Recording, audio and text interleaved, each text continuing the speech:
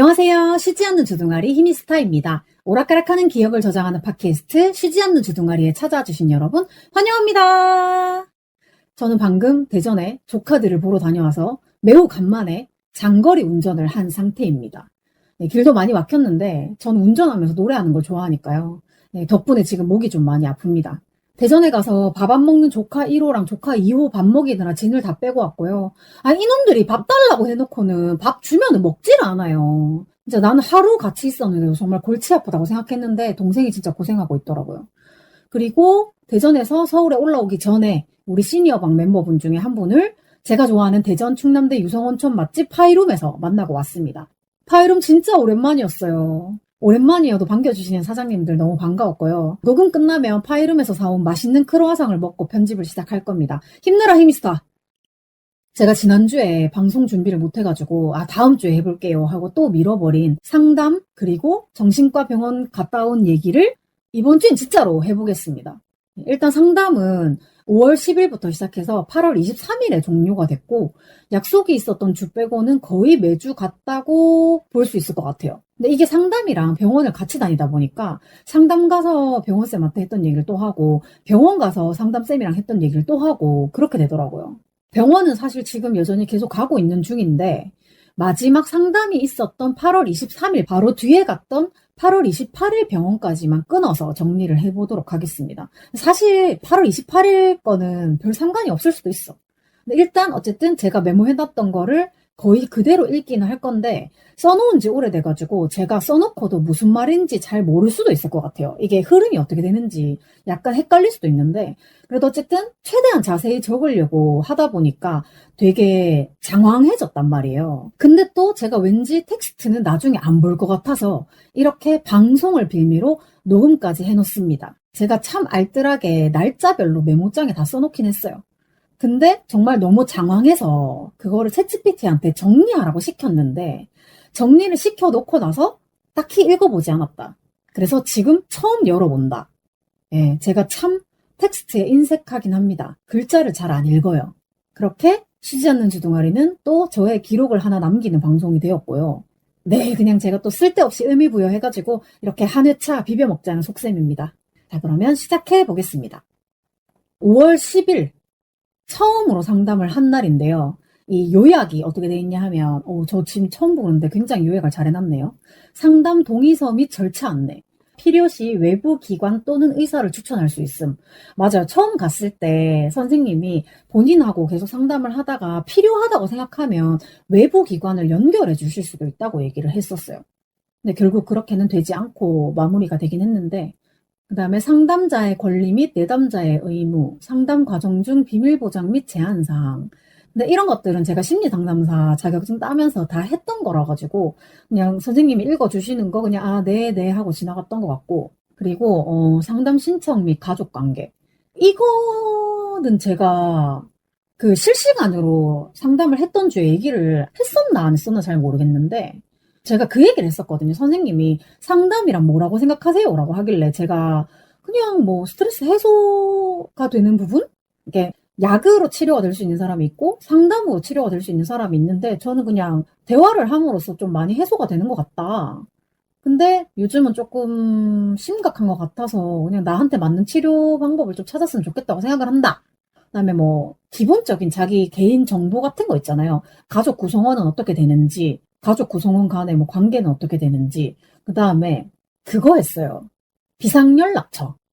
제가 원래는 회사라든지 아니면 그냥 어쨌든 제가 뭔가 어떤 단체 같은 데에서 비상연락망을 써야 되면 무조건 언니를 썼었는데 최근에는 언니하고도 사이가 별로 좋지 않아가지고 비상연락망에 써도 되는가에 대해서 고민을 되게 많이 했어요. 사실 언니한테 연락이 갈 정도로 제가 비상사태가 되지는 않을 텐데 그럼에도 불구하고 언니 번호로 쓰는 게 되게 망설여지더라고요. 그거에 대해서 선생님이 되게 집중해서 보신 것도 있는 것 같고 그리고 가족 구성원 얘기하면서 아버지에 대한 분노를 굉장히 많이 표출했다. 그리고 과거 상담 경험 및 현재 심리 상태. 이건 뭐냐 하면 과거에 정신과 상담 경험이 있는데 그 선생님이 별로였고 그리고 그 선생님이 처방해줬던 약물이 부작용이 너무 심했다.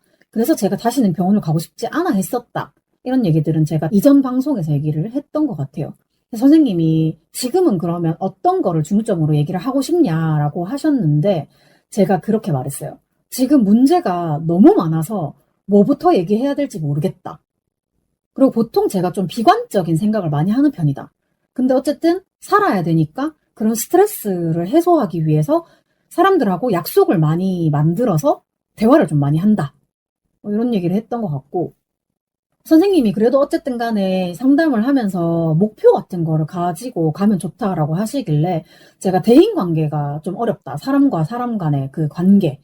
이런 것이 항상 회사에서도 일어나고 그냥 일반적으로 뭐 집이나 친구나 어쨌든 주변인들하고 늘 있는 일이어가지고 대인관계의 어려움 그리고 이제 과거에 이런 경험들이 있었다라는 얘기를 많이 했었는데 지금 저를 보시는 분들은 제가 굉장히 사람 관계를 잘한다고 생각하시는 것 같은데 저는 어릴 때부터 타인과의 관계에서 굉장히 어려움을 많이 겪었어요. 특히 제가 친하게 지내는 사람이 있으면 뭔가 다른 사람이 저와 그 사람 사이를 갈라놓거나 해코지하거나 그런 경험들이 많아가지고 도대체 어떻게 해야 되는가에 대한 걱정, 고민 이런 것들이 많았던 것 같아요. 그리고 그 얘기도 했었어요. 제가 좀 촉이 빠른 편이란 얘기를 했었잖아요. 근데 이것도 카산드라에 대한 이야기인데 제가 어떤 상황을 빨리 눈치채고 얘기를 하잖아요. 그러면 주변 사람들이 너는 왜 착한 사람을 그렇게 나쁘게 말하니?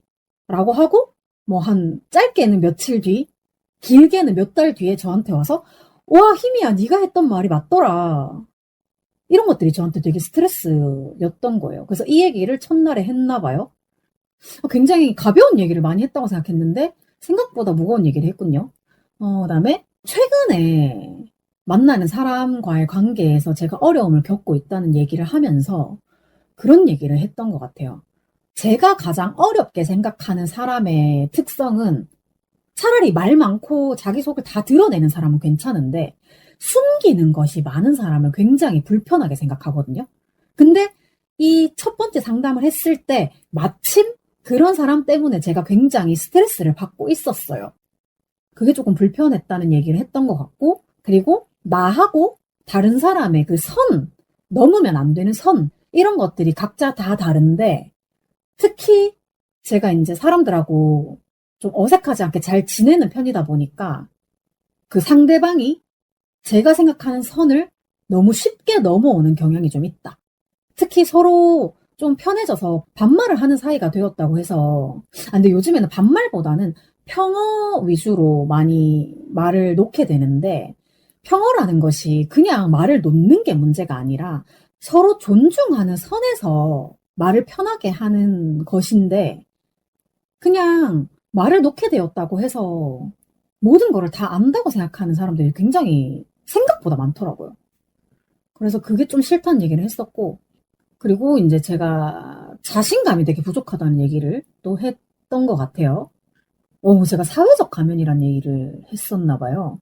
내면에는 외로움이 있지만 겉으로는 활발하고 외향적인 모습을 보이려고 노력했다. 사회적 가면을 쓰고 사람들을 만나지만 집에 돌아오면 뭔가 현타를 느낀다. 그다음에 가족한테도 의지할 수가 없고 세상에 내 편이 없다라고 생각을 하면서 살아왔다는 얘기를 했다고 적혀 있네요. 근데 그거는 맞는 것 같아요.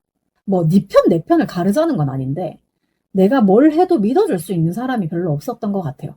그래서 첫날은 약간 우리 상담 방향성에 대해서 얘기를 한 것 같은데 주호소 문제를 좀 정해놓고 그걸 이제 향후에 어떻게 상담을 해갈 것인가에 대한 얘기를 했던 것 같아요. 그래서 아까도 말씀드렸지만 제 주호소 문제는 집단 안에서 인간관계에 갈등이 발생했을 때 저는 좀 회피하거나 제대로 대응하지 못하는 적이 또 많았던 것 같아요. 생각보다. 그래서 이제 그날 첫 번째 상담 마무리할 때 뭐 이제 앞으로 어떻게 하고 싶으세요? 라고 하길래 그냥 병원 가서 일단 진료를 좀 받을까 생각을 했다라고 이때 얘기를 했던 것 같아요. 아직 병원을 가기 전이야. 그리고 가능하면은 친구들, 좋은 친구들을 많이 만나는 게 좋을 것 같다. 왜냐하면 그렇게 하면 기분이 그래도 조금 좋아지니까. 이날 가방의 무게에 대해서 얘기를 했는데 제가 늘 가방이 무거운 사람이거든요. 그래서 이 가방이 무거운 이유는 제 불안의 무게라고 생각을 한다. 그래서 가방의 무게를 줄이려고 노력을 하고 있다. 챗GPT가 정리를 해준 거는 여기까지예요. 이게 첫날 상담. 그 다음에 두 번째 월 17일 상담. 굉장히 요약이 짧네요. 심리검사 진행 과정. 근데 이날 이제 지능검사라고 하는 거를 했던 것 같은데, 뭐 제가 저번에 간단하게 얘기했잖아요. 뭐 숫자를 부르면 그거를 그대로 말하거나 아니면 거꾸로 말하거나 뭔가 질문을 해주시면 그거에 대한 답변을 하거나 아니면 뭐 그림을 그리거나 이런 것들을 통해서 제 지능검사를 했던 날인데, 또 책자 같은 걸로 이제 규칙에 맞는 그림 선택하기나 블록 같은 걸로 뭐 이렇게 모양 만들기 뭐 그런 것도 많이 했었고, 그리고 가능하면 이때 질문에 대해서 되게 빠르고 솔직하게 답변을 하려고 노력을 했던 것 같아요. 되게 그냥 제가 이런 질문을 들으면 어떻게 답변을 했을 때 어떤 결과가 나오고 이런 거를 다 머릿속으로 굴리고 있기 때문에 그냥 순간적으로 빨리 튀어나오는 대답을 하는 게 정확한 검사가 될 거라고 생각을 했어요. 특히 이제 그림 검사 같은 경우에는 워낙에 TV 방송에서 많이 해주잖아요. 그래가지고 집이나 나무나 뭐 사람이나 이런 것들이 어떤 의미인지 다 아는 거야. 그래가지고 좀 제가 원하는 대로 분석되기를 바라면서 그림을 그렸던 것 같아요. 네, 이때는 검사를 빠르게 했어가지고 GPT가 정리를 해준 게 짧을 수밖에 없는 게 제가 짧게 쓴 것 같아요. 이거 검사를 다 하나하나 쓸 수가 없으니까. 그래서 어쨌든 마무리 이제 검사를 다 하고 나서 제가 심리검사 되게 재밌었다고 얘기를 했고, 이거를 내가 아무것도 모를 때 이 심리검사가 뭔지 몰랐을 때 해봤으면 되게 좋았을 걸. 내가 고3 때 학교 그만두고 싶어라고 말을 하기 전에 이런 검사를 해봤더라면 좀 좋지 않았을까. 아, 맞네. 이게 두 번째 때는 그 MMPI랑 TCI 검사를 해가지고 제출을 했던 날인 것 같아요. 검사 그 결과를 내는데 조금 시간이 걸려가지고 그거는 다음에 해드릴게요 하고 종료를 했던 것 같아요. 그 다음에 5월 24일에 검사를 했던 거는, 왜 이렇게 기냐? 지난주에 무리한 일정으로 주중에 집에만 있었다. 주말 약속이 너무 많이 겹쳐서 조정하느라 바빴다. 제가 과거에 ADHD 의심으로 병원에 갔었지만 ADHD보다는 우울증이다 라는 진단을 받았다. 여기 합정병원에 갔을 때 그랬죠. 그리고 어렸을 때부터 힘든 것을 드러내지 않는 것이 미덕이라고 생각하며 자랐다. 일상적인 불편함을 표현하기 어려워서 다른 사람들이 예민하다고 생각할까봐 걱정한다. 맞아요. 저 되게 일상적으로 불편한 게 많았는데 다른 사람들이 너 예민해. 이걸 되게 부정적인 표현으로 많이 했었기 때문에 제가 많이 드러내지 못했던 것 같아요. 그리고 이날 가족관계, 이제 어린 시절 얘기를 했나 보네요. 뭔가 가정에서 그 나이대에 배워야 하는 기본적인 것들을 배우지 못한 느낌을 받는다라는 얘기를 했었고, 그리고 뭐 어리광을 부리거나 남한테 부탁하는 거 어려워한다. 그래서 어렸을 때 형성이 되어 있어야 할 좋은 습관이 나한테는 없는 것 같다. 오히려 좀 안 좋은 습관들이 많은 것 같다. 이런 얘기를 했었고, 그리고 또 어렸을 때부터 잔잔하게 계속 깔려온 그런 불편한 마음, 이런 것들이 있고, 가족들이나 주변 어른들한테서 케어를 받지 못하고 그냥 이렇게 하면 안 돼, 이렇게 해야만 해 라는 교육만 받았다는 느낌을 가지고 있다.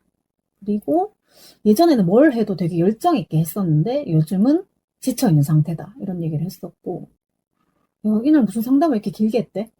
그리고 요 바로 전 회차에 그 지능검사할 때 그냥 문항 체크하는 게 있었는데 거기에서 뭐 귀신을 본 적이 있다 이런 문항이 있었거든요.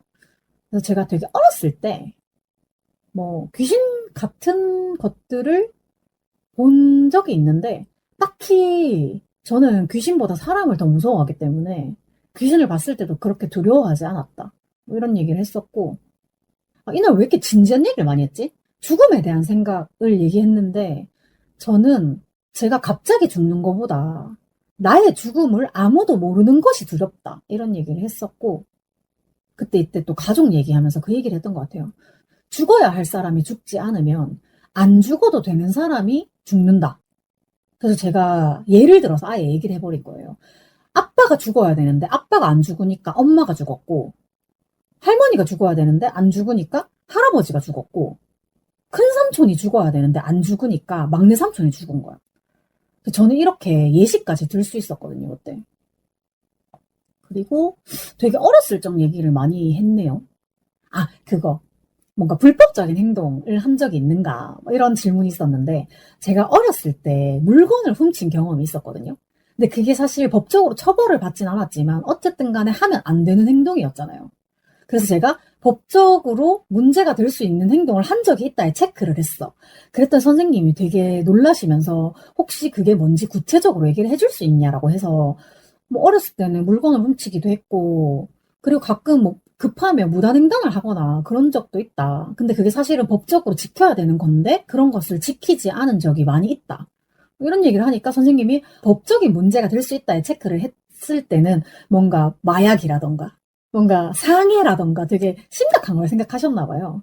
근데 어쨌든 저는 겁이 많아서 그렇게 되게 심각한 법적인 그런 문제는 일으키지 않으려고 스스로 노력을 하는 편입니다. 왜냐면 엄마가 항상 법에 위반되는 짓은 하지 말라 이렇게 가르쳤기 때문에. 그리고 제가 심각한 얘기를 하면서 웃는 경향이 좀 있다는 얘기를 했었잖아요.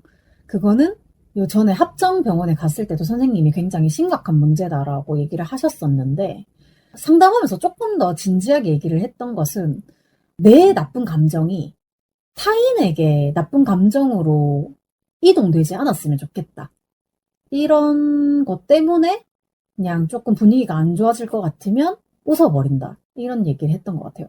근데 상담 선생님하고는 이 웃음에 대한 포인트가 되게 많았던 것 같아요. 제가 계속 웃으니까. 선생님이 그거를 되게 집중해서 보셨던 것 같기는 하고. 그래서 좀 분위기를 되게 많이 살피는데, 이게 사회적 인간으로 봤을 때 그렇게 막 되게 수용되는 편은 아니다. 그리고 중독에 대한 얘기를 했었는데 사실은 제가 스스로 중독에 약한 사람이란 걸 알고 있기 때문에 자제하려고 굉장히 노력을 많이 하거든요. 그래서 일상이 항상 긴장인 거야. 내가 자제력을 잃는 순간에 되게 과해지거나 좀 긴장이 풀어지면 나도 내가 어떻게 될지 모르거든. 그리고 이제 회사 얘기를 조금 했는데 나의 개인적인 신념을 지키다가 퇴사를 많이 했다. 이게 뭔가 합의점이 그렇게 쉽게 정해지지 않았던 것 같아요. 그리고 집안에서 되게 감정 쓰레기통 같은 역할을 하고 있다. 이날도 말이 이렇게 많았던 이유는 내 문제가 뭔지 잘 모르겠는 거야. 문제가 너무 많아서. 그래가지고 뭐 제 감정이 막 어느 한 포인트에서만 발현된 것이 아니기 때문에 정확하게 문제를 잡아서 얘기하기가 되게 어렵다는 얘기를 했었던 것 같고 그리고 제가 생각이 진짜 많은 사람이잖아요. 생각에 꼬리를 물고 깊숙이 땅을 파고 들어가는 스타일이다. 그래서 할 말이 되게 많고 A라는 이야기를 하다 보면 B라는 얘기까지 하고 싶어진다.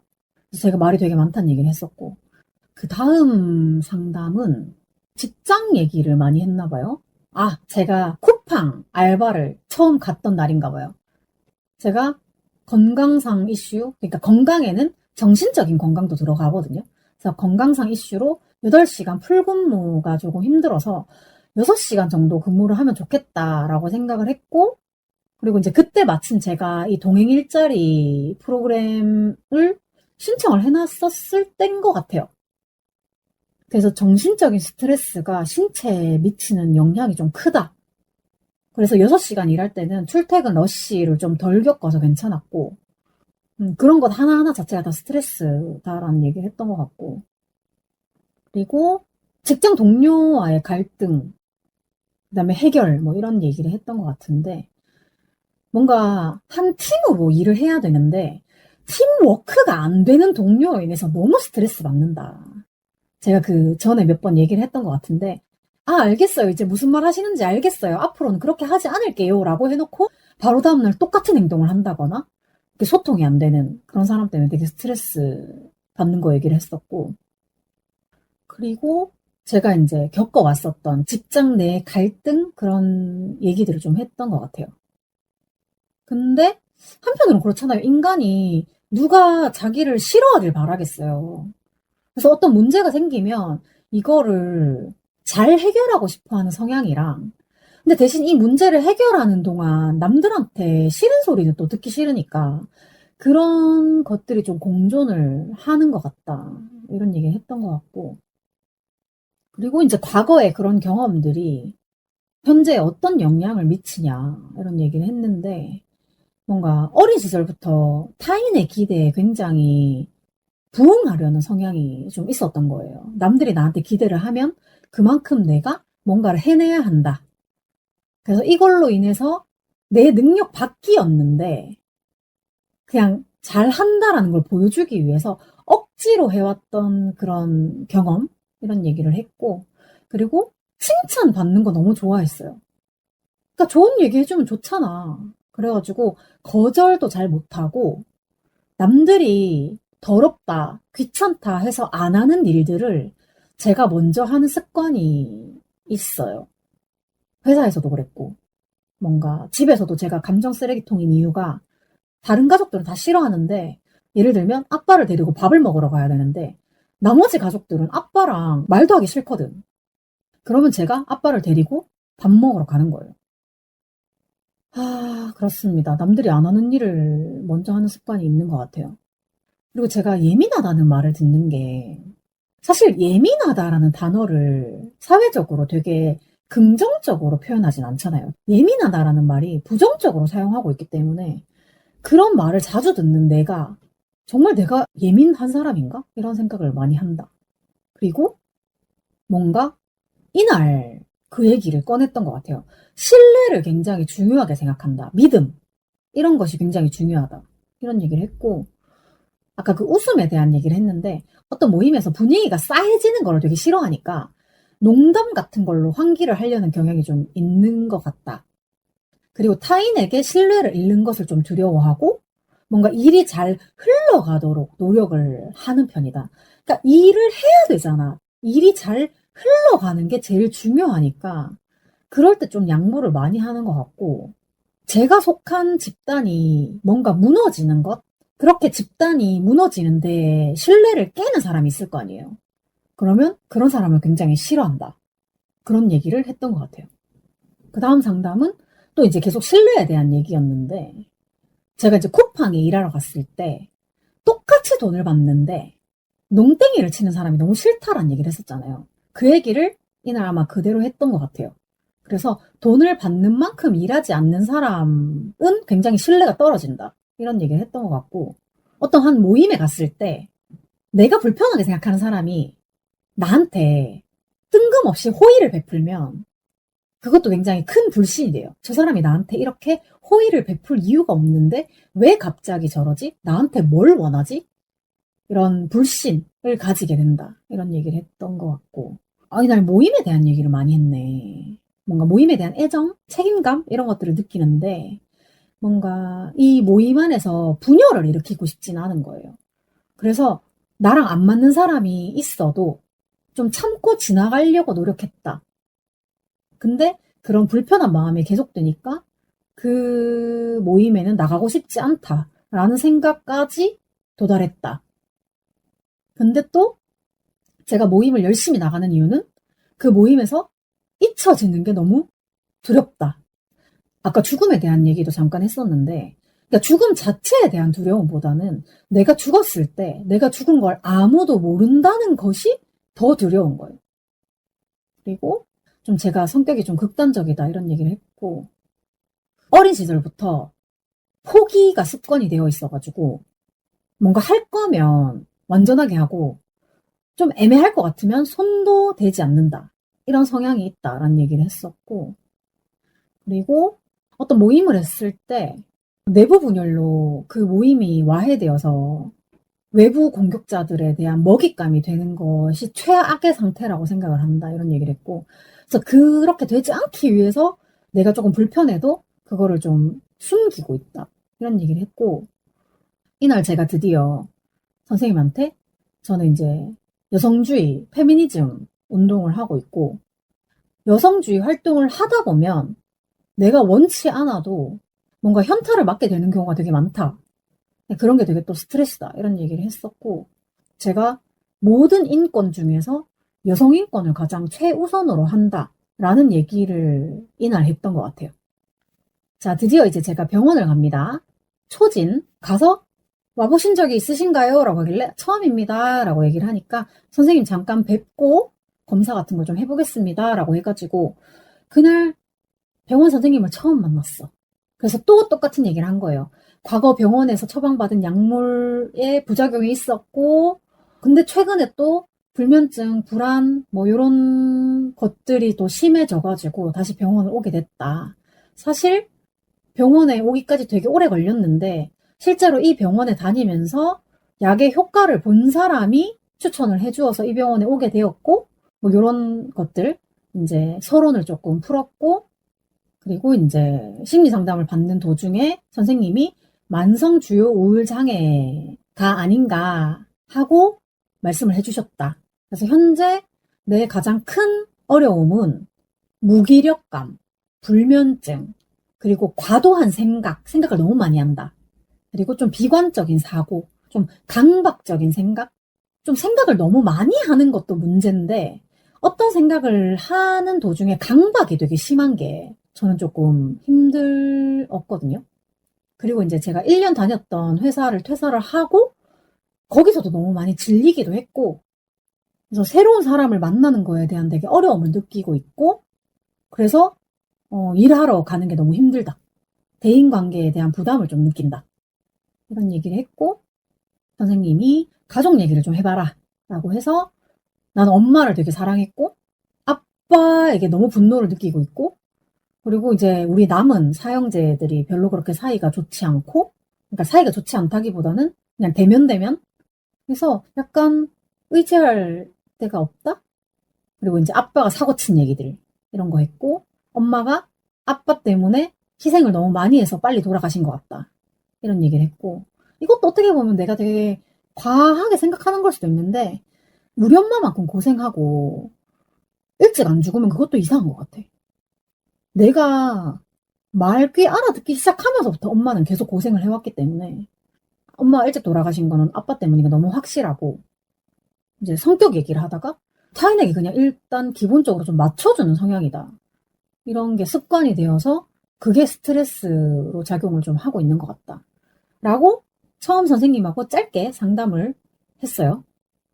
그리고 뭐 이것저것 나가서 검사를 했죠.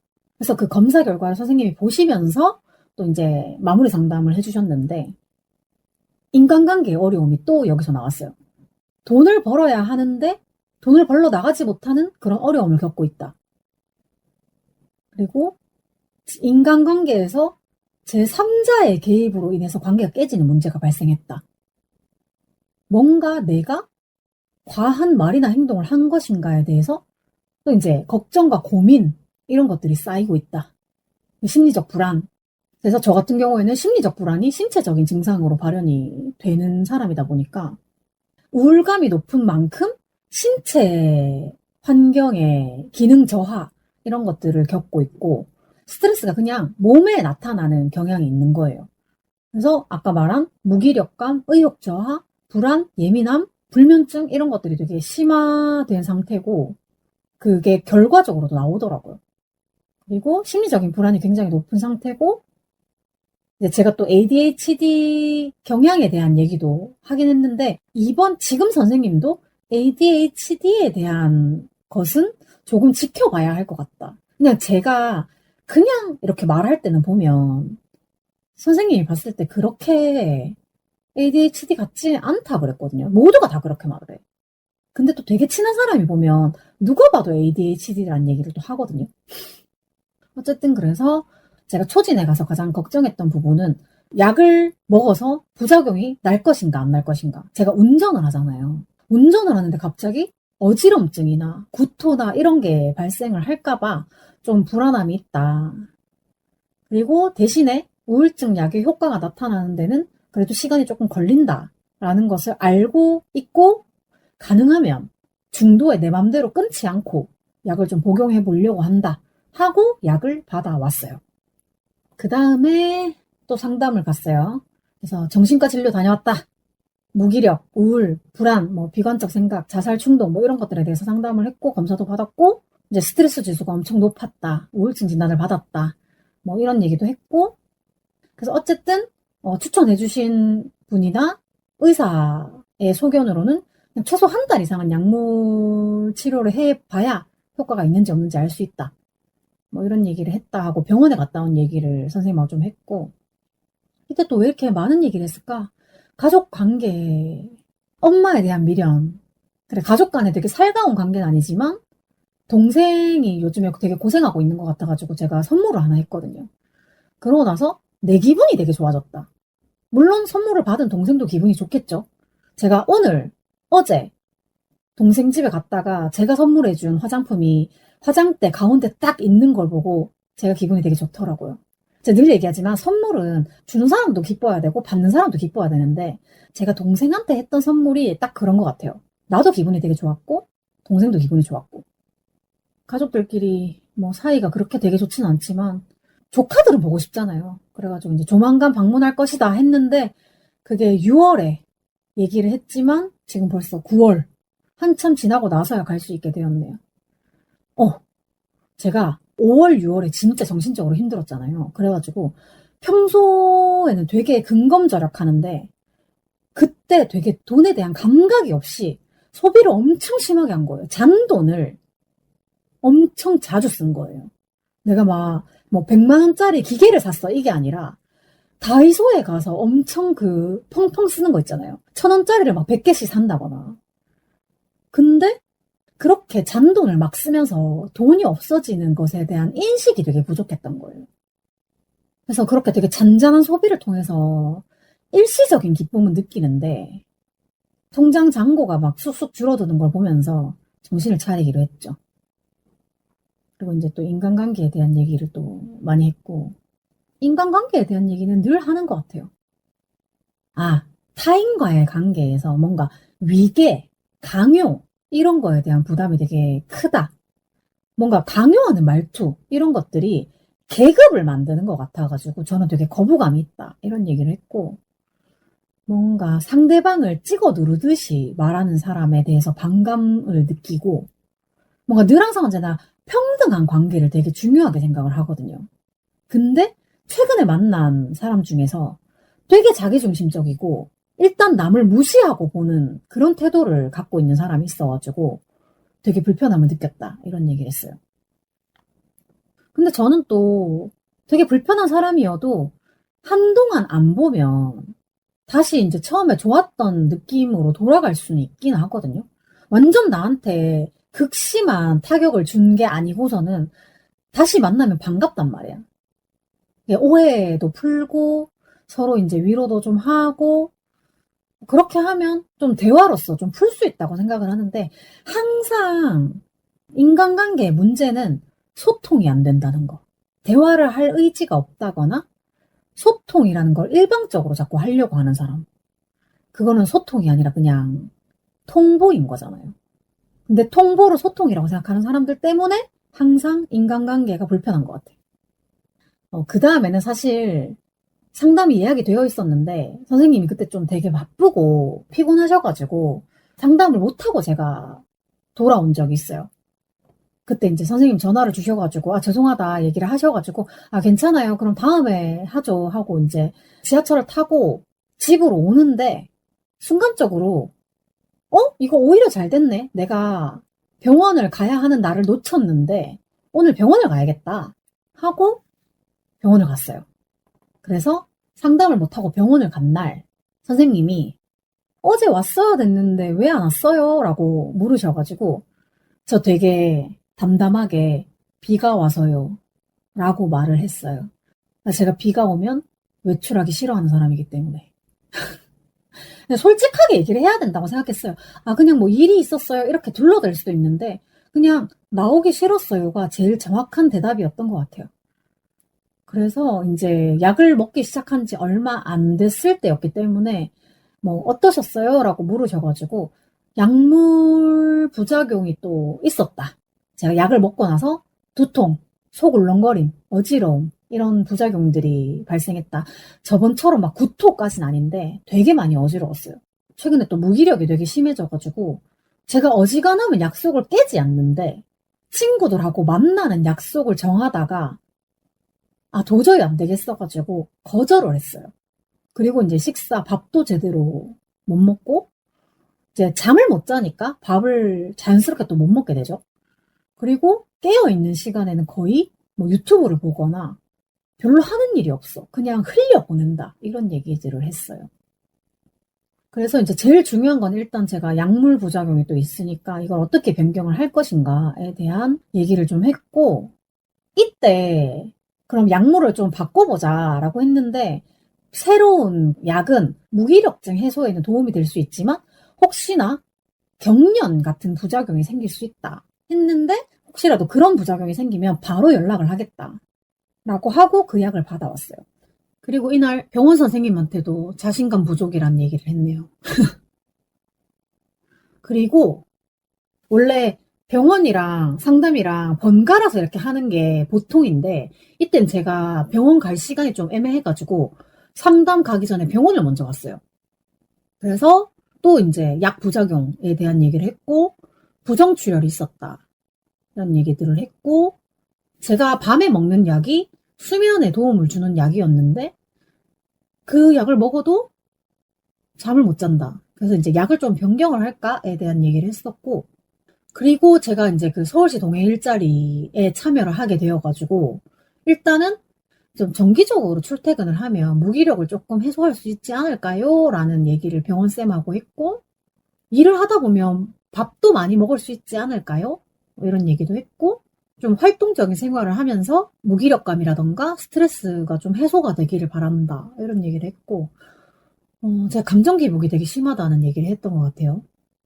그래서 그 우울증을 해소하기 위해서 일부러 약속을 잡아서 나간다.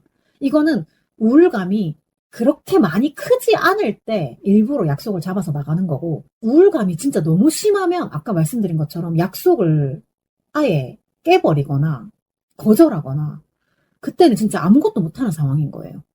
나오라 그래도 나갈 수가 없어. 그리고 또 이때 약을 먹기 시작하면서 식욕이 감소했다. 제가 원래 진짜 많이 먹는데 그냥 밥맛이 없어졌다. 이런 얘기를 하니까, 아, 그것도 하나의 부작용일 수 있다. 그것은 사실이다. 라고 얘기를 해주셨어요. 병원에선 거의 약물 위주로 얘기를 하는 것 같아요. 그 다음에 이제 바로 다음날 상담을 또 갔죠. 그래서 일단 선생님이 공식적으로 펑크를 한번 내신 거니까 그거에 대해서 어떻게 생각하셨냐라고 솔직하게 얘기를 해주시면 좋겠다라고 해서, 제 입장에서는 신뢰의 문제였던 것 같다. 그래서 상담을 이제 그만할까라고 생각을 했지만, 상담이 저한테 일정 부분 도움이 된 것이 있어서 고민을 조금 했다. 그리고 이제 다음 주부터 동행 일자리를 하게 되어서 상담 시간을 조금 조정해야 할 수도 있다. 그런 얘기를 했네요. 그리고 이제 상담쌤이 병원에 갔더니 뭐래요 해서, 네, 뭐 약을 처방받았는데 부작용이 좀 있었어요. 이런 얘기 했고, 제가 이제 MMPI랑 TCI 검사 했는 결과를 쌤이 이날 분석을 해주셨거든요. 전체적으로 심리적 어려움이 너무 크다. 점수가 너무 높다. 위험 회피 성향이 높다. 근데 검사 결과에 대해서 너무 심각하게 생각하지는 않아도 되고, 필요하다고 생각하면 의사한테도 공유를 해도 괜찮다라고 얘기를 해주셨어요. 그래서 제가 저번에 MMPI랑 TCI 검사만 얘기했던 방송에서도 얘기했잖아요. 하나 좋은 얘기가 없어. 다 부정적인 얘기였는데, 그래서 쌤이 저를 좀 위로를 하고 싶었는지 이거를 너무 심각하게 생각하진 않아도 된다. 이렇게 얘기를 해주셨어요. 그리고 또 이제 옛날 얘기부터 또 이제 새로 했는데, 제가 가끔 그런 얘기를 지인들한테 하거든요. 난 되게 어린 시절에 엄청 가난해가지고 우리 집이 다 가난한 줄 알았는데 다 크고 나서 보니까 나만 가난했더라고요. 그러면서 30대 후반 돼가지고 알고 보니까 나만 엄마한테 맨날 돈 없다 얘기 들었고, 나만 하고 싶은 거 맨날 포기해야 됐고 그랬더라고요. 그래서 그런지 뭔가 제가 돈에 관련된 거는 되게 확실한 것만 하고 싶어 해요. 불확실성에 대한 불안감이 되게 높고, 주변 사람들한테 피해를 주는 거에 대한 걱정이 되게 많은 거야. 그럼에도 불구하고 사람에 대한 신뢰가 굉장히 부족하고, 새로운 사람을 만나는 것을 부담스러워하게 되어버렸어. 제가 원래는 새로운 사람 만나는 거 굉장히 좋아했는데, 최근에 뉴 페이스를 만나는데 좀 어려움이 생겼다.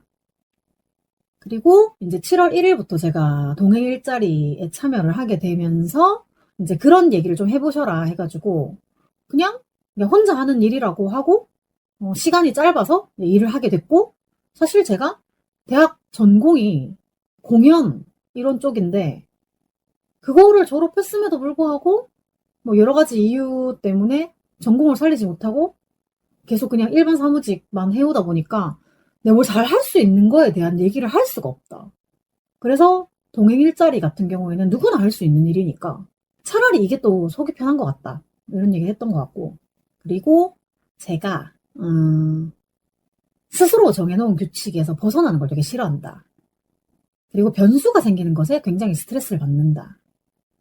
그래서 외부적으로 사람들이 봤을 때 내가 되게 융통성 있는 사람 같이 보이는데 실제로 내가 느끼기로는 융통성이 되게 부족하다고 느낀다. 뭔가 규칙을 만들고 그거에 따라서 일을 해결하는 능력은 있는데 그거를 하면서도 항상 내면에는 불안감이 존재한다. 뭐 이런 얘기를 했던 것 같고. 그 다음에 병원에 갔는데 이제 일을 하기 시작했는데 어때요? 라고 해서 밥을 규칙적으로 먹게 되었어요. 저는 이제 배터리를 충전하는 만큼 움직일 수 있기 때문에 아침도 챙겨 먹고 점심은 당연히 일하는 도중이니까 챙겨 먹게 되고 그리고 일을 하고 집에 와서 씻고 나면 또 배고프니까 하루 3끼를 챙겨 먹게 된다. 이런 얘기를 했고 그리고 제가 이날 병원에 가서 되게 싱글벙글 좀 기분이 좋았던 게 주말에 이제 송은이 쪽잠 전시회 이런 걸 보고 와가지고 기분이 되게 좋은 상태입니다. 라고 선생님한테 얘기를 했었어요. 그리고 이제 동행 일자리를 하면서 피곤하니까 당연히 수면 시간이 늘긴 늘었어. 근데 제가 수면 부족이라고 생각했던 때에 수면 시간이 30분, 1시간 이 정도였기 때문에 그거에 비하면 늘기는 했지만 그래도 결국 5시간 이내로 깨버리는 거예요. 그런 얘기를 의사쌤이랑 했고 그리고 이날 그 얘기를 했어요. 저 예전부터 집중을 하기 시작하면 너무 과도하게 집중을 하고 관심이 없는 일에는 아예 집중을 못한다. 이게 극단적인 성격에 대해서도 얘기를 했었고 그리고 뭔가 어떤 일을 똑같이 주면 다른 사람보다 제가 항상 일을 좀 더 많이 하는 경향이 있다. 그거 상담할 때도 얘기했었는데 의사쌤하고도 이런 얘기를 했었네요. 그리고 또 가장 중요한 거는 약에 대한 부작용이 어떻냐라고 물으셔서 최근에는 또 울렁거림 같은 부작용은 사라졌고 밤에 잠은 그래도 어쨌든 일을 하러 가니까 조금은 자는 것 같다. 여전히 처지는 기분이 있기는 한데 그래도 약을 꾸준히 먹으려고 한다. 이렇게 얘기를 했어요. 그 다음에 또 상담을 갔어요. 야, 이날도 무슨 말을 이렇게 많이 했대? 일단 7월 12일 굉장히 더운 날이었어요. 제가 여름에 땀이 진짜 많이 나는 스타일이어가지고 손수건을 항상 가지고 다니잖아요. 그래가지고 제가 딱 들어가자마자 선생님한테 선생님 너무 더워요. 진짜 땀이 너무 많아가지고 여름만 되면 너무 힘들어요. 빨래도 너무 많이 해야 되고 차가운 음료도 원래 안 먹었는데 너무 많이 먹고 있어요. 이런 얘기. 그리고 이제 7월부터 동행 일자리를 하고 있는데 뭔가 새로운 업무에 대한 적응을 하고 있다. 그리고 제가 이제 동행 일자리 일을 하는 도중에 어떤 남자랑 언쟁이 좀 붙어가지고 굉장히 폭력적인 위협을 받았어요. 그래서 이걸 담당자한테 상황을 알리고 이제 앞으로는 이렇게 하세요라는 이제 가이드라인을 받긴 받았거든요. 근데 그 남자 입장에서는 제가 체구가 작은 여자가 아니었으면 그렇게까지 폭력적인 행동을 하지 않았을 거라는 확신이 있단 말이에요. 그 사람이 나보다 키도 크고 덩치도 컸었거든요. 근데 만약에 내가 정말 마동석처럼 몸이 울끈불끈한 남자였으면 나한테 그런 행동을 할 수 없었을 거라고 생각을 해요. 저 이거 상담 가서도 얘기했고 병원 가서도 얘기했어요. 나는 그게 너무 스트레스다. 단순히 내가 여성이기 때문에 이 사회에서 받는 스트레스를 어떻게 하면 좋으냐. 이런 얘기들을 했어요. 그리고 이날 선생님이 HSP 얘기를 하셨었나 봐요. HSP 성향에 대한 책을 가지고 와서 저한테 얘기를 해주셨었고 저도 그 책을 빌렸지만 다 안 읽고 반납을 했습니다. 그래도 어쨌든 결국 병원 약을 먹고 나서 부작용이 점점 줄어들고 잠을 조금 잘 자게 되었고 일에도 적응을 하고 있다. 이런 얘기들을 했고 뭔가 제가 이용당하고 버려진 경험 이런 것들에 대한 얘기를 좀 했던 것 같아요. 내 쓸모가 다하면 버려진다. 이게 저한테는 되게 공식 같은 경험이 있었거든요. 그리고 이제 그 다음에 병원에 갔는데 제가 상담에서 HSP라는 얘기를 들었잖아요. 그리고 제가 예전부터 HSP라는 것에 대해서 생각도 하고 있었고, 그래가지고 병원 쌤한테도 가서 선생님, 제가 HSP인 것 같다는 얘기를 하시던데요? 라고 하니까 HSP라는 건 사실 공식적인 용어는 아니다. 이제 심리상담 이런 데에서 좀 쓰는 개념이고 병원에서는 그런 개념을 좀 쓰지 않는다. 라고 얘기를 하시길래 그래도 저는 이런 부분이 재밌었는데요? 라고 얘기를 또 했었고 그리고 이제 동행 일자리를 하면서 원래 이제 회사에 소속이 되어서 막 여럿이서 유기적으로 일을 하면서 스트레스를 받았던 것이 있었는데 지금 동행 일자리는 나 혼자 한단 말이에요. 그래서 약간 내가 조금 힘들면 쉴 수도 있고 조금 오늘 컨디션이 좋으면 열심히 더 할 수도 있고 이런 식으로 업무 조절이 조금 가능해져서 좋은 것 같다. 그날 또 약에 대한 얘기를 했는데 제가 약이 이렇게 추가되거나 바뀌거나 이러는 과정에서 새로운 약을 먹기 시작하고 나서 갑자기 시력이 좀 떨어지는 것 같은 거예요. 그래가지고 쌤한테 혹시 바뀐 그 약이 시력에도 영향을 줄 수가 있나요? 라고 하니까 제가 생각하는 그 약 말고 먹고 있는 다른 약 중에 혹시 조금 영향을 끼칠 수 있을지도 모르겠네요 라는 얘기를 한번 해주셨어요. 그래서 저 그럼 그거 안 먹으면 안 되나요? 이렇게도 얘기를 했었는데 어쨌든 그런 식으로 쌤하고 약에 대한 얘기를 되게 많이 한 것 같아요. 그리고 너무 웃긴 게 약을 먹을 때는 이게 효과가 있는지 잘 모르겠는데 제가 약을 한 번 안 먹었더니 진짜로 또 무기력해지는 경험이 생긴 거예요. 그래가지고 그 얘기를 되게 막 뭐 깨달은 사람처럼 얘기하면서 쌤 진짜 그렇더라고요.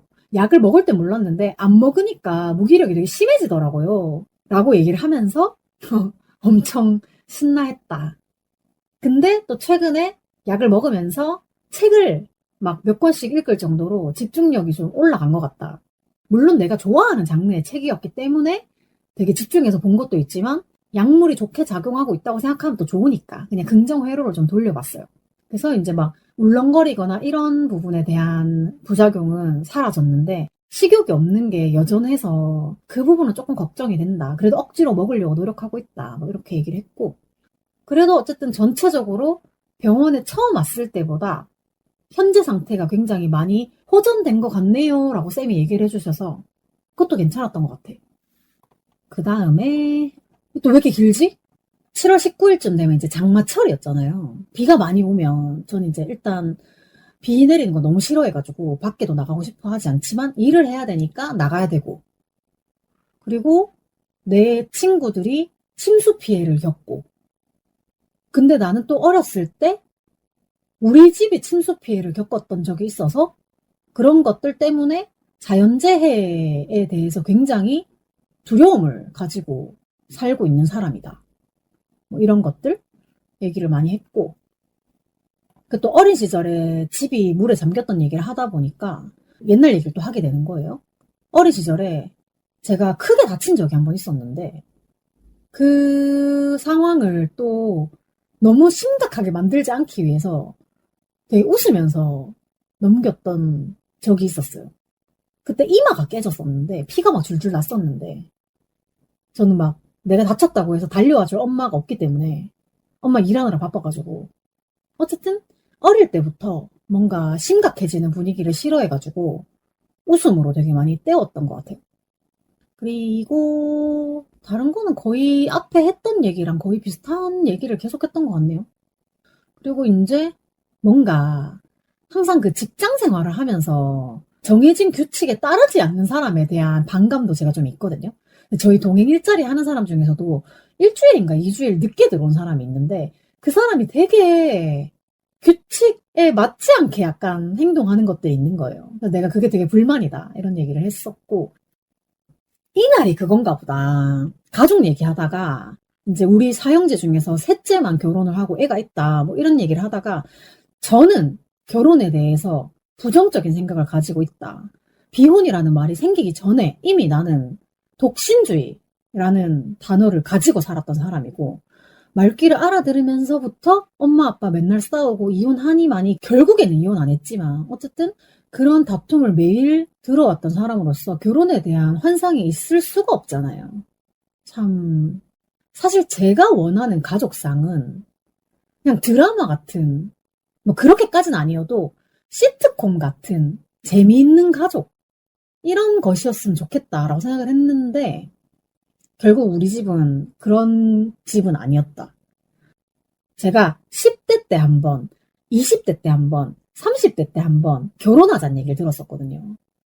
근데 셋 다 되게 진지하게 얘기를 했었는데 미안한데 나 독신주의라고 얘기 안 했나? 이렇게 셋 다 그렇게 거절을 제가 한 거예요. 그러면서 나는 그냥 평생 덕질이나 하면서 사는 게 제일 편하겠다. 이런 생각을 하긴 했는데 이 결혼에 대한 불신은 결국 남자에 대한 불신으로 이어지거든요. 뭐 방송에서 종종 얘기하지만 저 굉장한 남미세 출신이고 남자 정말 좋아하고 그랬었는데 정준영 사건을 계기로 해서 이거는 뭔가 진짜 잘못됐다 라는 생각을 하게 됐고 결국에 남자는 밝혀진 놈과 밝혀지지 않은 놈밖에 없다라는 생각을 할 수밖에 없는 거예요. 물론 아닌 사람들도 있겠지. 뭔가 되게 여성 친화적인 남자라고 하는 사람들을 봤을 때에도 결국 되게 중요한 순간에 남자라는 기본적인 그 마인드가 튀어나오더라고요. 불편할 수밖에 없지. 참 제가 상담하면서 카산드라 얘기를 되게 많이 했나 봐요. 제가 세이더가 되게 잘 맞는다. 근데 이제 카산드라의 저주처럼 촉이 너무 좋아서 불편한 상황을 너무 미리 감지하다 보니까 주변 사람들한테 오히려 더 배척당한 그런 경험들, 그런 얘기들을 했었네요. 그래서 난 촉이 빠른 것도 불편하다. 그래서 나는 차라리 내가 되게 무던한 사람이었으면 이렇게 촉이 빨라서 불편한 상황은 없었을 거다. 예민하다는 말도 안 듣고 살았을 거다. 나도 남들처럼 이게 남들한테 불편한지 아닌지 생각 안 하고 그냥 내 마음대로 살았을 거다. 그런 얘기들을 했네요. 자, 그 다음에 또 병원을 갔는데 역시나 약에 대한 얘기를 했어요. 두통이 다시 심해지는 것 같다. 이런 얘기를 했고 식욕 부진이 계속되고 있다. 근데도 어쨌든 삼시세끼를 챙겨 먹으려고 노력하고 있고 혼자 먹을 때는 많이 못 먹지만 누군가와 함께 먹을 때 좀 더 먹을 수 있기 때문에 일부러라도 또 약속을 좀 잡으려고 한다. 이때 수면 시간이 그래도 한 7시간 정도로 늘어났다고 하네요. 근데 지금 다시 한 4, 5시간으로 줄었어. 그리고 이때쯤에 제가 책을 진짜 많이 봤나 봐요. 독서한다는 얘기를 계속했네요. 그리고 제가 이제 이때 ADHD를 조금 의심할 수 있는 상황을 얘기를 했는데 이제 막 밖에서 일을 하다 보면 뭐 이렇게 약간 긁히는 상처라던가 그런 것들을 인지를 못하고 계속 일을 할 때가 있거든요. 이렇게 두 가지를 생각해 볼 수가 있는 게 뭔가 ADHD 환자들은 어디 되게 잘 부딪히고 긁히고 막 이런 느낌이 있잖아요. 그거랑 그다음에 제가 뭔가 한 가지 일에 집중을 하면 되게 과도하게 집중한다고 했잖아요. 그러니까 그 두 가지 때문에 내가 인지하지 못하는 상처들을 발견하게 되는 그런 일이 있는 것 같다. 얘기를 하니까 선생님이 이제는 ADHD에 대해서 생각을 좀 해봅시다. 라고 얘기를 했었어요. 이때 ADHD 약이 들어갔는지 그 다음에 들어갔는지 기억이 안 나. 어쨌든 지금 현재는 ADHD 약이 들어가 있어요. 그리고 그 다음 상담을 갔는데 그때 처방을 받았나 보네요. ADHD 약 받아서 먹고 있는 거 얘기를 했고 요즘에는 왜 ADHD 약을 되게 남용하거나 오용하는 경우가 많아가지고 그렇게 되지 않도록 조심하자 뭐 이런 얘기를 했던 것 같아요. 근데 또 인간관계에 대한 얘기를 했는데 제가 막 그렇게 얘기를 했네요. 주변의 사람들이 무심한 말에 상처를 받았다. 가족들한테도 뭔가 어떤 표현 같은 것들을 바라지만 경상도 특유의 그 무뚝뚝함 뭐 경상도 사람이라고 무조건 다 그렇진 않겠지만 어쨌든 우리 집은 그런 느낌이 있거든요. 그래서 나는 굉장히 표현을 많이 하는 편인데 오히려 나는 가족들한테 좀 서운함을 느낀다.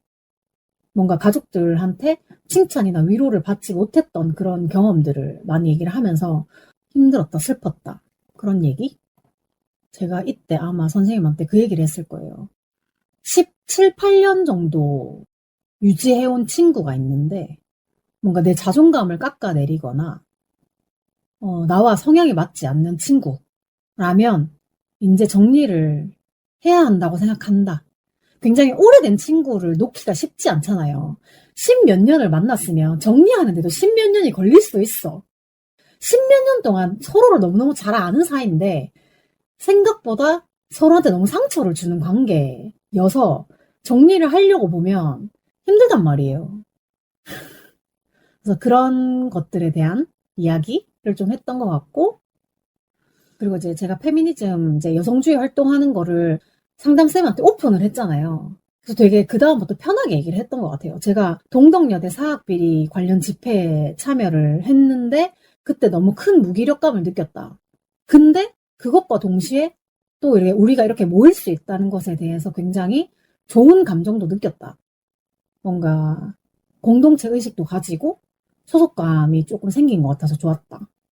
되게 안전한 모임이라는 느낌을 받았고 서로 되게 지지하면서 긍정적인 에너지를 좀 나눌 수 있는 것 같았다.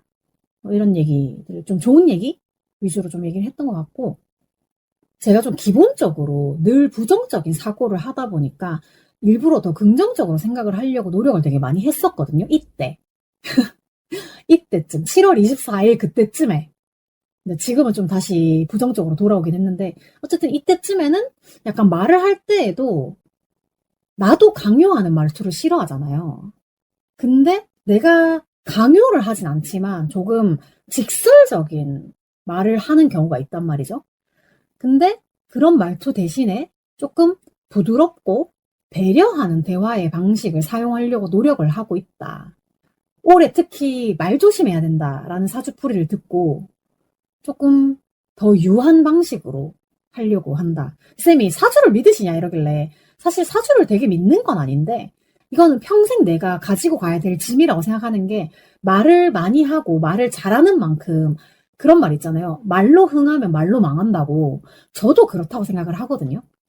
그래서 저는 누가 일부러 굳이 사주에 말 조심해라 이렇게 말 안 해도 늘 항상 언제나 그게 나의 단점이란 거 알고 있기 때문에 그냥 새삼스레 한 번 더 생각해 보았다. 그 다음에 또 이제 병원에 갔어. 아, 짧다.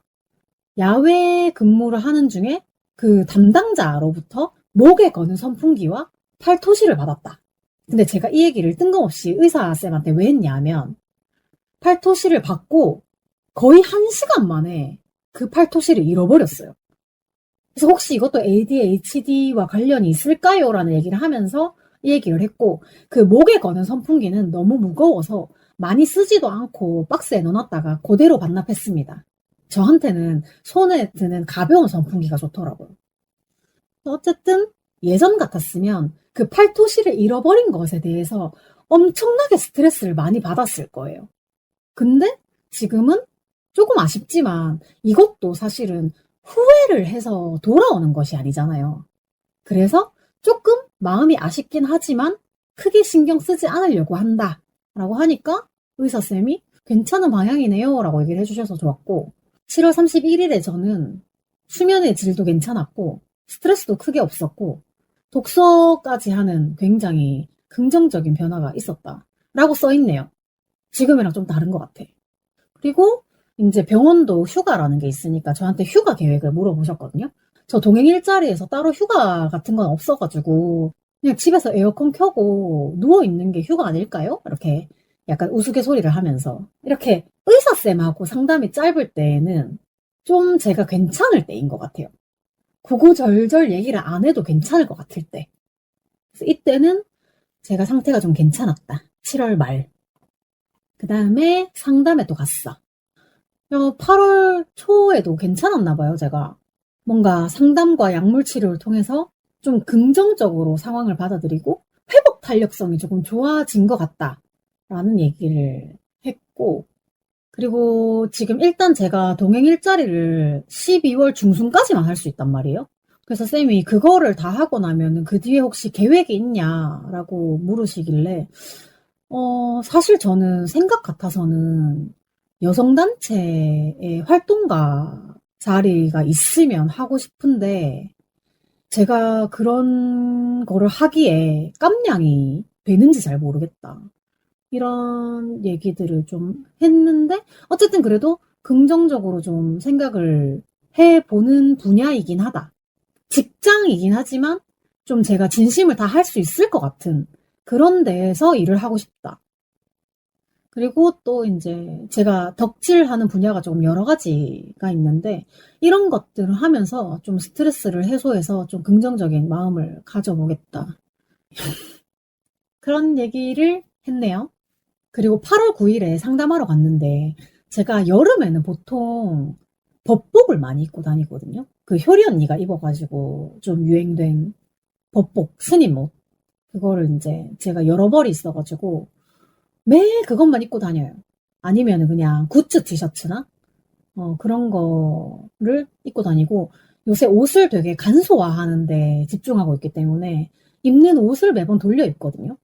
그래서 선생님이 저를 보자마자 옷이 굉장히 특별해 보여요 라고 얘기하길래 저 여름엔 이거 많이 입고 다녀요. 그래서 앞으로도 계속 보시게 될 거예요. 이렇게 했는데 제가 이제 뒷머리도 밀고 다니고 옷도 막 법복 입고 다니고 이러니까 선생님이 굉장히 저의 패션 스타일에 대해서 조금 언급을 해주시는 거예요. 예전에는 저렴한 걸 많이 사서 빨리 버리는 그런 패스트 패션이라고 하잖아요. 그런 것들을 했었는데 요즘에는 그냥 한 번 사도 오래 입을 수 있는 옷이 좋겠다. 근데 사실 저는 중학생 때 5,000원 주고 산 추리닝 바지도 한 20년 정도 입고 버리기 때문에 제가 막 옷을 막 흥청망청 사 입진 않아요. 원래 옷에 별로 그렇게 돈을 많이 안 쓰는 편이긴 했어. 그때 이제 소비 쿠폰으로 안경 바꿀 때에도 원래 가지고 있던 태에다가 안경 알만 바꿔가지고 이제 그런 식으로 좀 물건을 오래오래 좀 사용하려고 해요. 이날 왜 이렇게 심각한 얘기를 많이 했지? 가난에 대한 생각과 자신감. 저의 자신감은 돈에서 나오는데 돈이 없으니까 맨날 자신감이 없죠. 뭔가 돈이 없으니까 친구를 만나는 횟수 같은 거에도 되게 영향을 크게 미치는 거예요. 난 내가 돈이 있어야 나가는데 돈이 없으면 집에만 처박혀 있겠죠? 그리고 이때 선생님 일정이 조금 변경되시는 게 있어가지고 우리 상담 일정도 약간 변경이 됐어요. 그래서 상담 일정 조율하고 그리고 이제 23일하고 30일까지 상담을 하고 마무리를 할 예정이었어요. 그 다음에 병원에 갔을 때 요즘에는 약을 먹는데도 의욕이 별로 없고 일할 때 말고는 좀 또 누워있는 상태가 되었다. 뭔가 무기력을 완화해주는 약을 먹어도 잠이 오고 잠을 잘 자게 해주는 약을 먹어도 잠을 못 잔다. 그래서 이게 벌써 내성이 생긴 건 아닐 텐데 어쨌든 지금 되게 우울감을 넘어서서 무감각한 상태인 것 같다. 그래서 스트레스 반응도 되게 무뎌진 것 같다. 이런 얘기를 했고 그리고 제가 동행 일자리를 하면서 업무 중에 겪는 성차별적인 불쾌감 이런 얘기를 했어요. 일 자체는 괜찮다. 나 혼자 내 상황에 맞춰가지고 일을 하면 괜찮은데 내가 여성이라는 이유로 언어폭력과 무시를 겪는 것은 정말 너무 불쾌하다. 근데 이거를 사실 해결해 줄 수 있는 사람은 아무도 없거든요. 그리고 이게 한 명씩 따로따로 일을 하기 때문에 내가 그렇게 폭력적인 행동을 당하는 것도 아무도 볼 수가 없어요. 제가 뭐 녹음을 하거나 촬영을 하지 않는 이상. 근데 이게 돌발적으로 일어나기 때문에 제가 늘 항상 언제나 녹음기를 켜거나 촬영을 하고 있을 수 없잖아요. 되게 돌발적이야. 이것도 상담에서도 얘기하고 병원에서도 얘기했는데 제가 점심을 먹는 구내 식당이 있어요. 근데 내 가방을 내려놓고 밥을 받으러 갔다 왔는데 내 가방을 함부로 옮기는 중년 남성이 있었어. 그래서 뭐 하시는 거예요? 라고 얘기하니까 여기 앉으실 거예요? 이러는 거야. 내가 앉으려고 그 자리에 가방을 놓은 거다 라고 얘기를 하니까 미안해요 이러더니 내 가방을 딱 놓는 거야. 그리고 그 옆자리에 앉았어. 그러더니 갑자기 식판을 탁 치면서 여자가 재수없게 밥맛 떨어져 이러고 가는 거야. 근데 이게 워딩이 정확하진 않지만 어쨌든 그때 제가 너무 충격적이었던 게 여자가 재수없게 밥맛 떨어진다. 이 발언이 나 너무 충격적인 거야. 2025년에 이런 발언을 하는 사람이 있구나. 있긴 하겠지만 내가 뭘 잘못했다고 이런 얘기를 들어야 되나. 그런 생각이 드는 거예요. 너무 불쾌했어. 근데 그것조차도 누구한테 말을 해서 해결할 수 있는 게 아니라 그 구내식당은 특정 다수일 수도 있지만 어쨌든 내가 모르는 사람이잖아요. 내가 그 사람을 특정할 수 없잖아요. 그런 사람이 나한테 이런 폭력을 행사한 거에 대해서 해결이 안 되는 게 또 너무 스트레스인 거예요. 근데 또 제가 밖에서 업무를 하는 도중에 마주치는 남성들의 그 공격적인 태도, 이런 것들에 또 한 번 무력감을 느낄 수밖에 없는 거예요. 그러니까 계속 그 생각을 하는 거예요. 내가 마동석이었다면 나한테 그런 행동을 할 수가 있는가? 못 하잖아요. 너무 어이가 없는 거야. 그게 저의 지금 가장 큰 스트레스거든요. 일하는 거 괜찮아. 내 몸이 조금 힘든 거 괜찮아. 근데 내가 왜 그런 폭력적인 것에 노출이 되어야 하는가? 여자라는 이유로. 너무 힘듭니다, 그 부분이.